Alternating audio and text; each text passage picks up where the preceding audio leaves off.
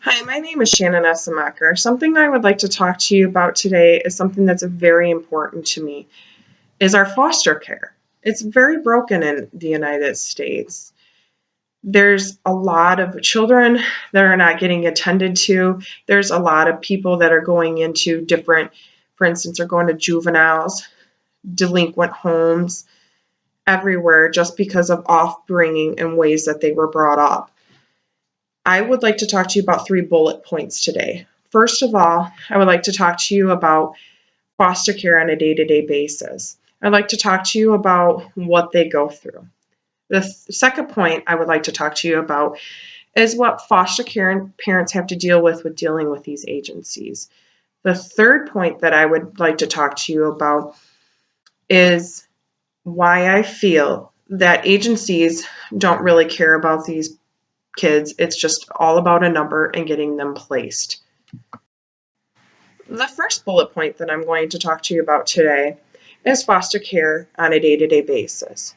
Now, depending on what state you are, foster care parents get paid anywhere from $15 to $32.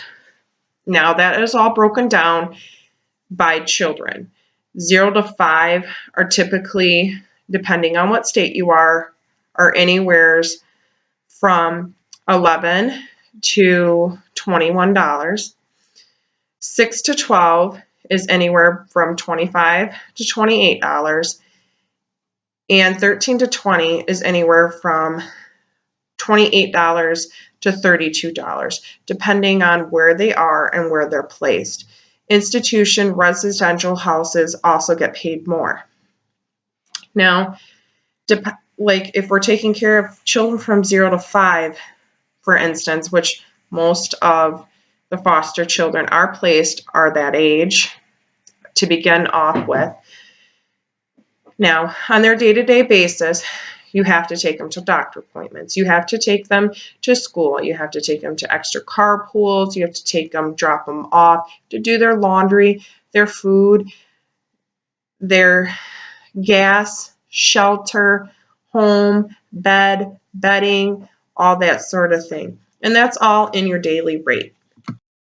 Now, when we're talking about anywheres from, like, for instance, Michigan, we're paid $19 an hour for the children 0 to 5. Now, with that rate, you have to buy diapers, you have to buy wipes, you have to buy anything that these children need. So, for instance, if your child is going to the bathroom 3 to 4 times a day, you have to buy diapers for them, wipes for them, caregivers if you want to go out. What you need to start placement in a foster care is you do need your bed, you do need bedding, you need clothes for them, you need towels, toilet paper, diapers, wipes, car seats. All this needs to be in place before the child is placed into your home. Now, with a small rate like that, lots of times these foster parents are not in it for the money. They're in it because they truly care about our children and they truly care and want to be a foster parent. Now, going into my bullet point, my second bullet point, according to adoption.com, that is where all the facts are from face-to-face, your day-to-day basis. They'll tell you exactly what you need to know. When foster care is what they have to deal with certain agencies. Now, I went to fosteringforwardmichigan.org. It's a group on Facebook. It's also another website that you can look up. Now, I've talked to these parents on what they have to deal with dealing with our DHS and why I feel like they're not very caring for the foster parents or try to help them out. And with that, I feel like because a foster parent isn't helped out, lots of times they send the child back, which they have to put in a 2-week notice, and then they can send the child back to the agency like DHS, which is the big one that they have to deal with. And it's because they're having a hard time making ends meet. These people have behavioral issues. You have parent visits that you have to deal with. Lots of times the foster parents aren't even getting paid for their services. They do get paid reimbursement for the day-to-day costs that they have, taking doctor appointments, allowances, and everything like that. But because of that, sometimes they don't see this money for 2 to 3 months afterwards. And you're talking about, you're not really doing this for the money. You're doing this to be helped. DHS causes this problem when these people are behavioral. When you take a child and you put a child into a home, and then you have to let those children go back to that negative parent that affected them, they're going to have behavioral issues.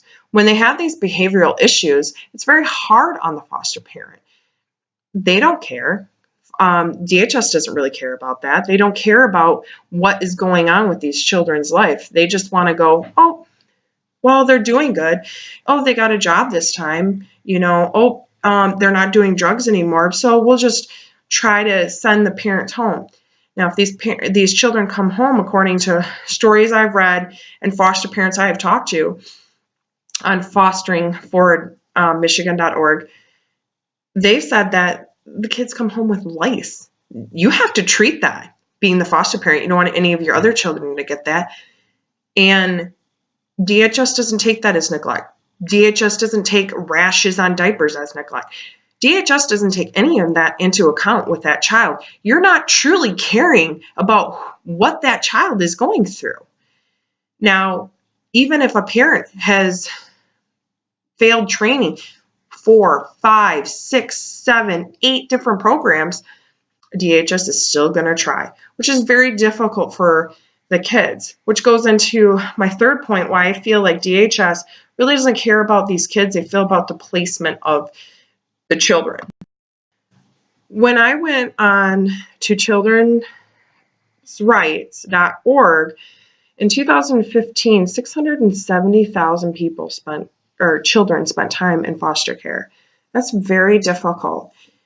One thing I read on fosteringforwardmichigan.org from a family is that, which was very sad and made me really feel bad, that DHS really truly doesn't care about setting these children out, is all these children spend time in hospital beds when different agencies, like if you go to mayor.org, talk to you about how they have open beds. They have open beds for these children. But instead, these children are spending time with nurses in hospital beds, not going home, just because, not because they're sick, because they're perfectly healthy, because DHS cannot place them in a home. It's very sad in our society when DHS cares more about numbers or sending these people into these placements and doesn't check them out. They don't check out the parents. They don't check out any of this information. I feel that DHS really needs to start working on rates for foster parents. I feel like they need to work on caring about paying them on time, and maybe this broken system that we have will stop. We need to do something. We need to do something for these children, because these children are very lost. They're going into juveniles. They're going into delinquent centers, behavioral centers, just because they feel like they are lost and not cared for. But when foster parents have so many obstacles and so many places to go through and so much stuff to jump, not getting paid, not getting told the truth about this, having to deal with these biological parents that aren't fit, dealing with lice, dealing with rashes, dealing with all these sort of different obstacles to deal with, making these children act out behavioral issues and everything, maybe our system wouldn't be so broken. Maybe if we could get DHS to really truly care about what is at stake here. It's these children. They're children. You want the very best for them, just as you want the best for your children. You want them to have a clean home. You want these foster parents to succeed. So we should stand up. We should start sticking up. We should give them better rates. We should help them with biological parents. If these parents can't succeed, then we should stop enabling them. we should make sure that they have to go through all the requirements that these foster cares go for. So once again, let's just stand up for these foster parents and the wonderful job that they are doing. Thank you very much.